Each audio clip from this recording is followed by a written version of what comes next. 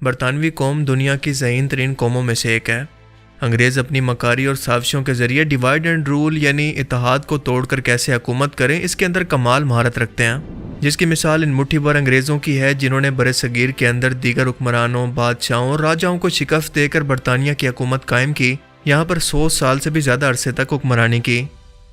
برطانیہ ان دنوں اپنی سلطنت کو مزید بڑھانے کے منصوبوں کو دن بدن تیز کر رہا تھا، جبکہ دوسری طرف برطانیہ کی نظریں سلطنت عثمانیہ کے کنٹرول میں موجود علاقوں پر جمی ہوئی تھی، لیکن اتنے بڑے مسلم امپائر کو جس کی حکومت 3 بڑے اعظموں پر پھیلی ہو، جنگ کے میدان کے اندر ٹکر دینا ان لوگوں کے لیے کسی خودکشی سے کم نہیں تھا۔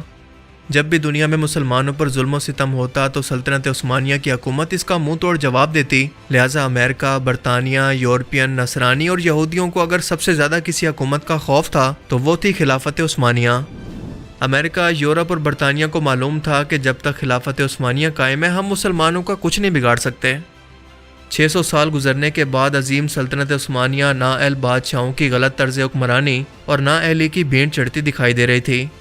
وزیروں مشیروں کے غلط مشورے، محل کے اندر ہونے والی سازشیں، اقتدار کی ہوس، یہ سب وہ کمزوریاں تھیں جس کی وجہ سے سلطنت عثمانیہ دن بدن کمزور ہوتی چلی گئی۔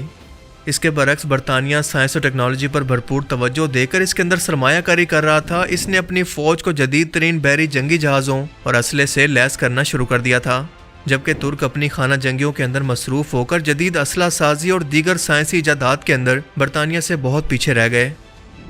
سلطنت عثمانیہ کی سب سے بڑی خامی یہ تھی کہ اتنی بڑی سلطنت کے اندر انٹیلیجنس کا محکمہ نہ ہونے کے برابر تھا جو جاسوسوں اور دشمنوں کی حرکتوں پر نظر رکھے۔ بادشاہ وقت تک اصل معلومات اس وقت پہنچتی تھی جب پانی سر کے اوپر سے گزر چکا ہوتا، اور برطانیہ نے اسی کمزوری سے فائدہ اٹھانے کا سوچا۔ 20ویں صدی کے دور کے اندر یورپ میں انڈسٹریل ریولوشن شروع ہو گیا۔ یورپی ملک آپس کے اندر الجھتے ایک دوسرے سے برتری لے جانے کی کوشش کے اندر ایڑی چوٹی کا زور لگا رہے تھے، اور اس حسد کا نتیجہ یہ نکلا کہ یورپ کے اندر پہلی جنگ عظیم کا آغاز ہوا، جس میں روس، فرانس، امریکہ، برطانیہ اور اٹلی کا اتحاد ایک طرف تو دوسری طرف آسٹریا، ہنگری، جرمنی اور سلطنت عثمانیہ کا اتحاد ان کے سامنے کھڑا تھا۔ یہ جنگ 1914 میں شروع ہوئی اور 4 سال تک جاری رہی۔ لاکھوں لوگ اپنی زندگی سے ہاتھ دھو بیٹھے اور کروڑوں لوگ اس جنگ سے متاثر ہوئے، اور بالآخر 1918 کے اندر جرمنی اور سلطنت عثمانیہ کے اتحاد کو شکست کے بعد یہ جنگ عظیم آخرکار ختم ہو گئی،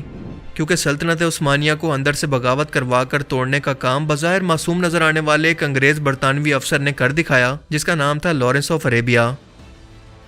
یہ انتہائی چالاک شخص تھا جس کا پورا نام تھا lieutenant colonel Thomas Edward Lawrence, جسے بظاہر ایک ناممکن دکھنے والے مشن کو پورا کرنے کے لیے عرب کے علاقوں میں بھیجا گیا۔ لارنس وہ اکیلا شخص تھا جس نے اپنی شاطرانہ چالوں سے عربوں کے دلوں کے اندر ترکوں کے خلاف نفرت کی آگ لگا دی، اور 600 سال تک قائم اس عظیم اسلامی سلطنت اور مسلمانوں کے اتحاد کو توڑ کر ٹکڑے ٹکڑے کر دیا، جس کے نتیجے میں عرب سلطنت عثمانیہ سے ٹوٹ کر الگ ہو گیا۔ یہ لڑکا انگلینڈ کے ایک مشہور ذمہ دار تھامس چیمپن اور اس کی نوکرانی سارا جونر کی ناجائز اولاد تھا۔ جب یہ چیمپن سے حاملہ ہوئی تو اس نے اپنے بیوی بچوں کو آئرلینڈ کے اندر چھوڑ کر سارا کو اپنے ساتھ برطانیہ چلنے کے لیے کہا۔ دونوں نے بنا شادی کے نئے ملک کے اندر جا کر خود کو مسٹر اور مسز لارنس کلوانا شروع کر دیا، اور ان کے ہاں لارنس آف اریبیا سمیت 5 ناجائز بچے پیدا ہوئے۔ لارنس آف اریبیا کو یہ خطاب 1962 کے اندر ریلیز ہونے والی فلم لارنس آف اریبیا کی وجہ سے دیا گیا، جسے دنیا بھر کے اندر خوب شہرت ملی۔